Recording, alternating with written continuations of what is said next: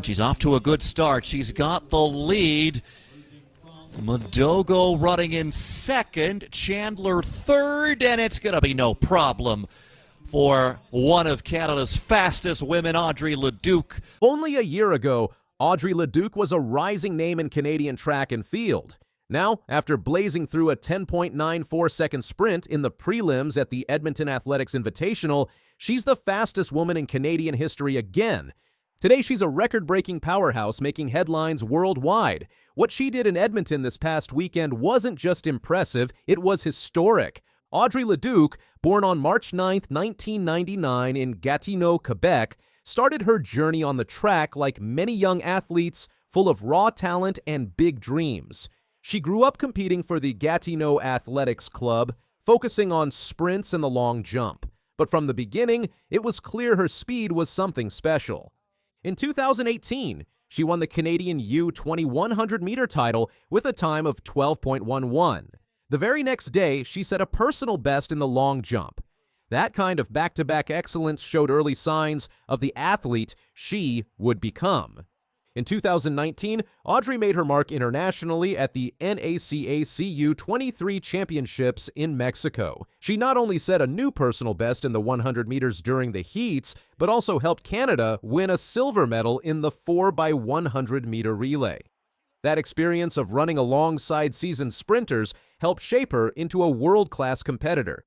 She took her talents to Laval University, competing with the Laval Rouge et Or. From 2020 onwards, Audrey consistently stood out at the U.S. Ports Championships, picking up medals in the 60 meters, 4x200 relay, and long jump.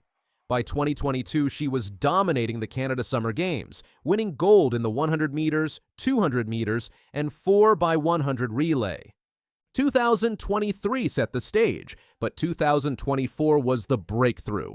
She began her outdoor season with a massive personal best at the Florida Relays, clocking 11.08 seconds in the 100 meters and breaking the 36-year-old Quebec record. Quickly, Leah Hobbs, Tiger Olympians, Audrey Leduc. Just a month later, she did the unthinkable. Racing at LSU, she ran 10.96, smashing Angela Bailey's Canadian national record from 1987. That run qualified her for the Paris Olympics. She didn't stop there. In the Olympic heats, Audrey broke her own national record again, clocking 10.95 seconds. And just when people thought she had peaked, she showed up in Edmonton in July 2025 and did the impossible once more. During the prelims at the Edmonton Athletics Invitational, she ran 10.94 seconds. That's her third time breaking the Canadian 100-meter record. She followed that up an hour later by winning the final with a time of 11.06, her second fastest time ever. To understand how impressive that is, you need to realize that every fraction of a second in sprinting matters. To shave even 1/100th of a second off your time means months of training, perfect conditions, and flawless execution. Audrey's ability to keep improving her record proves she's not just fast, she's extraordinary. Her 2024 season also included a jaw-dropping 200-meter time of 22.36 in Atlanta, making her the second fastest Canadian woman ever in that event. She's not just rewriting history in the 100 meters, she's reshaping Canadian sprinting as a whole. She continued her dominance indoors, too. At the 2025 World Athletics Indoor Championships in Nanjing, she reached the semi-finals of the 60 meters, matching her personal best of 7.21. Whether indoors or out, Audrey is proving she's one of the most versatile sprinters on the planet. But Audrey's rise hasn't come overnight. She's spent years building strength, speed, and focus. Her training includes a mix of sprint drills, strength work, and recovery routines. She's also known for her mental toughness, keeping cool under pressure and pushing through setbacks.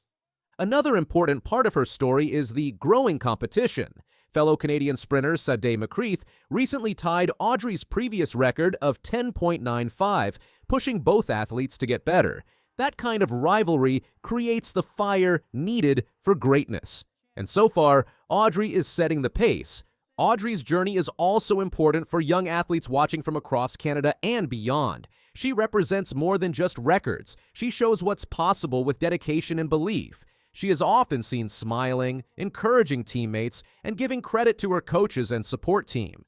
Her humility, paired with her drive, makes her a role model both on and off the track. As she prepares for the World Championships in Tokyo, all eyes will be on her. She's already met the qualifying standards, and she's entering the competition with momentum and confidence. The question now isn't just whether Audrey can make the final, it's whether she can earn a spot on the podium.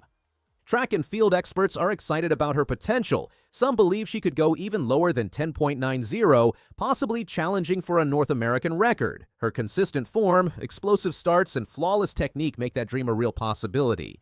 Training under pressure is part of Audrey's new normal. She understands what's at stake. Every practice session is focused on the smallest details, from block starts to arm motion to finish line mechanics.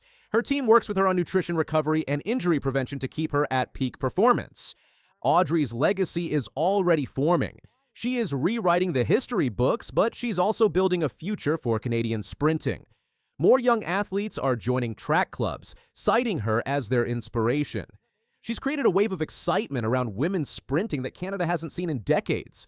In the media, she's been praised for not only her athleticism, but also her grace. She's handled pressure, attention, and comparisons with poise. Her interviews are filled with gratitude for her family, her coaches, and the opportunity to represent Canada.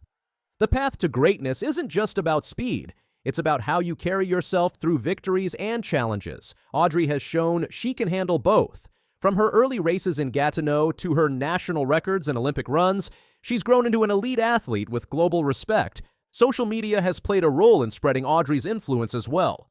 Clips of her record-breaking races have gone viral, and her training videos are closely followed by fans and aspiring sprinters. She's quickly becoming one of the most recognized faces in Canadian sport. Even brands and sponsors have taken notice, but despite the growing fame, she remains grounded, always emphasizing team over self and purpose over popularity. This Canadian sprinter just did the impossible. But if her journey so far tells us anything, it's that Audrey Leduc is just getting started. The clock too, remember that meeting record, 52.63. Bull charging for the line and gets there by a margin. 51.95 is the fastest time. She is unstoppable. Fena Bull just won her 28th race in a row, and she made it look easy. Every time she runs, she amazes everyone, and this time, she broke another record. Fena Bull is one of the top athletes in the world today. She specializes in the 400-meter hurdles, a demanding race that requires athletes to sprint one full lap around the track while clearing 10 evenly spaced hurdles. This event is known for testing both speed and stamina, along with precise technique and timing.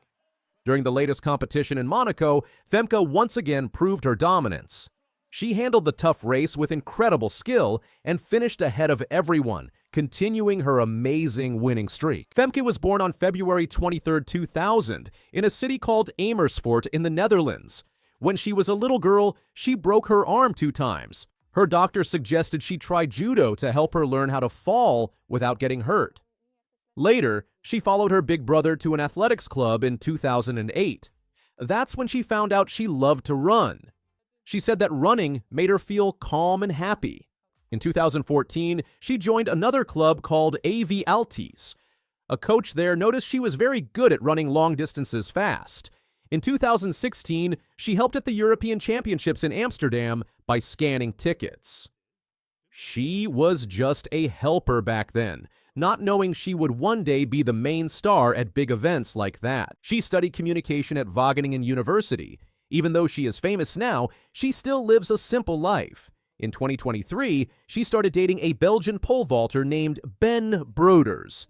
They bought a house together in Hilsum in 2024 and got engaged in 2025.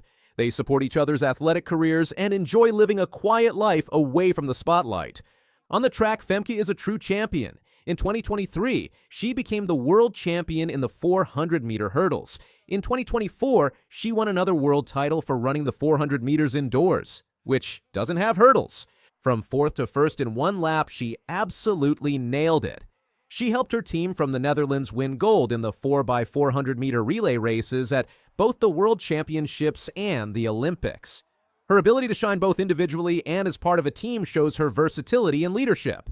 But there was one place she had never won before, Monaco. She had raced there before, but never won the hurdles race. In 2025, she came back with one goal: win in Monaco. The race in Monaco was a big event. The stadium was packed with cheering fans. People were watching all around the world. She had already won 27 Diamond League races and 5 Diamond League titles.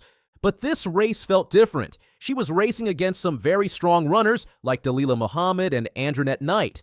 When the race started, Femke took off with power. She ran smoothly and fast. Her steps between the hurdles were perfect. She jumped over each one like it was no big deal. In the last part of the race, she pushed herself even harder and sped up.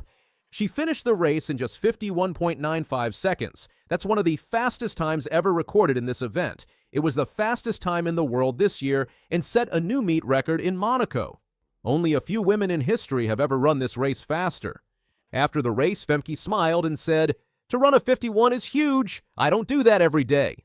Her race was picked as the Omega moment of the meeting, which means it was the best and most exciting part of the night. It showed that Femke is not just fast, but also focused and ready for any challenge. Right after the race, Femke posted on Instagram, "Thank you, Monaco. The atmosphere was electric. I had so much fun, 51.95 for the win and meet record." Her fans were super proud of her. In the comments, people wrote things like, "You're the best, Femke." "True champ." "Unbelievable." World Athletics wrote on X, "The streak continues. That's 28 wins in a row for Fena Bull, who remains unbeaten in the 400-meter hurdles in the Badajoz Diamond League." That's right. Femke has now won 28 races in a row in the 400-meter hurdles. She hasn't lost since 2020. That's a winning streak that almost no one else can match. The 400-meter hurdles is one of the hardest races in track and field. You have to be fast, strong, and very smart to run it well. There are 10 hurdles to jump, and you can't make mistakes. Femke makes it look easy, even though it's not. Many athletes struggle to maintain form throughout the race, but Femke has mastered her stride pattern and pacing. Her calm, focused expression and steady rhythm allow her to stay in control from start to finish. Even in the final stretch where most runners lose energy, she finds another gear.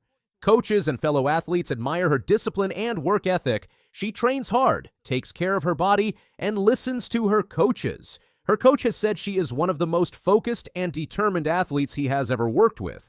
But she isn't just fast. She also has a big heart. In 2023, after strong earthquakes hit Turkey and Syria, she asked people to give money to help. In 2025, she became an ambassador for Free a Girl, a group that helps save girls who are in danger.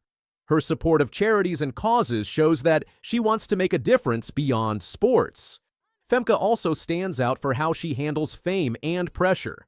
While many athletes feel overwhelmed by the spotlight, she stays calm and focused. She avoids distractions and keeps her mind on her goals. Interviews show her as kind, humble, and thoughtful. Her fans love her not just for her speed, but for her honesty and positive attitude. In training, Femke is known for pushing herself, but also listening to her body. She's careful not to overtrain and believes in smart recovery. She spends time working on technique and strength, and she values every small improvement. Her team plays a big role in helping her succeed. Coaches, physiotherapists, and support staff all work together to keep her in peak condition. Now everyone is excited for the Diamond League final in Zurich, happening on August 27th to 28th. People are wondering, can Femke win again? Can she go even faster? Some fans are hoping she might one day break the world record set by Sydney McLaughlin-Levrone. Even if she doesn't, Fena Bull is already one of the greatest athletes in track and field. She is fast, smart, kind, and strong. She shows what hard work, passion, and joy can do. Young athletes everywhere look up to her. Every time she steps on the track, she inspires a new generation to chase their dreams. 28 wins, one big goal, and her amazing story is just getting started. It's pretty even at the moment. Kashane trying to find a way through. Can the Jamaican do it? Oh, it's so close. Kashane. In the time it takes to blink, history was rewritten. Kashane Thompson lost to Noah Lyles by 0.005 of a second. Now, after months of silence, Thompson is back and he says their next race will be pure fireworks. In Paris, Kishane Thompson and Noah Lyles ran the exact same time, 9.79 seconds. But in one of the tightest finishes ever, Lyles got the gold by just 0.005 of a second.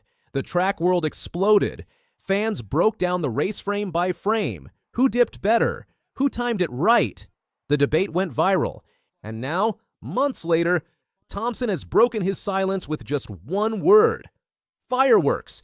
That single line has reignited a rivalry that could define the future of sprinting. Let's take it back to that electric night in Paris. The men's 100-meter final was stacked with talent, but the spotlight was on two names: Noah Lyles, the confident American showman, and Kishane Thompson, the calm Jamaican force, making serious noise. From the gun, both exploded out of the blocks. Step for step, they stayed locked in. By 60 meters, it was impossible to tell who was ahead. The final 10 meters were chaos, arms swinging, bodies learning. Then the finish. Both clocks stopped at 9:79, but Lyles had leaned just a blink earlier. 0.005 of a second earlier, enough for the gold, enough to crown a new Olympic champion, but also enough to spark one of the fiercest rivalries track has seen in years. Thompson didn't protest, he didn't rant, he walked off with silver, but he never forgot. And while the world debated dips and photo finishes, he was plotting something else. Fast forward to 2025, Thompson steps onto the track at the Jamaican trials. No chatter, just purpose. Then comes the roar. He blazes through the line in 9.75 seconds. Personal best. 6th fastest time in history. A time that says Paris wasn't lucky. It was just the beginning. What makes this time even more impressive is the way Thompson runs. It's not reckless. It's calculated. He has that rare blend of raw power and razor-sharp control. He doesn't waste energy. Every movement is efficient. Every stride looks like it was designed in a lab. That's the kind of precision that wins titles, and it's the kind of precision that makes rivals nervous. Next came the Prefontaine Classic. The stage was set. Top American sprinters, fierce competition, cameras everywhere. Thompson didn't flinch. He controlled the race and took the win in 9.85 seconds. It wasn't just a win. It was a warning. And what he said after made it even louder. Now he's moving away from this field. Every single one of them coming through very late on the near side. Hazan Al-Hughes might have taken 2nd place. 9.85. If you're clearly ahead, you don't need to dip. A subtle shot, maybe, but fans caught the message. In Paris, Lyles dipped. Thompson didn't. That tiny decision cost him gold. Now he's saying he won't make the same mistake again. But Thompson didn't stop there. He ended his interview with one line that left everyone talking. When I get it, you'll notice. I'm going to leave you guys with that. What is it? What are you working on? When I get it, you guys will notice. I'm going to leave it that. That wasn't just confidence. That was a promise. And with every race, he's backing it up. 3 of the top 5 fastest 100-meter times in 2025. All Thompson. It hasn't been this fast since the Bolt era, and Thompson is doing it with a calm edge. He doesn't scream on the track. He doesn't showboat. He doesn't need to. His legs do the talking. His times shout louder than any post-race speech. He's becoming the kind of athlete people can't ignore, even when he says very little. Meanwhile, what about Noah Lyles? The Olympic champ has stayed quiet. No 100-meter races yet this season. No headline-grabbing interviews, just training, grinding, preparing. While Thompson sprints, Lyles watches. While Thompson talks, Lyles plans. And that silence is powerful. Because make no mistake, Lyles hasn't disappeared. He's building for something bigger. And if Tokyo is where the rematch happens, he'll be ready. Lyles knows how to win under pressure. He's done it before. He thrives on the big stage. The spotlight doesn't make him blink, it sharpens him. And that's why fans are split. Some believe Thompson has the edge in raw speed. Others trust Lyles' experience and ability to rise when it matters most. But there's another layer to this rivalry: style. Lyles is flashy. He loves the cameras. He'll dance before the race and flex after. He thrives on energy. He feeds off the crowd. And for a lot of fans, that's the appeal. He brings personality to the sport. Swagger, fire. Thompson is the opposite. Cold, calm, clinical. He barely celebrates. He walks off like he just finished a workout. No theatrics, no gimmicks, just results, and that contrast is magnetic. It gives every race between them an extra charge. Because it's more than a competition, it's a clash of worlds. Add to that the national pride.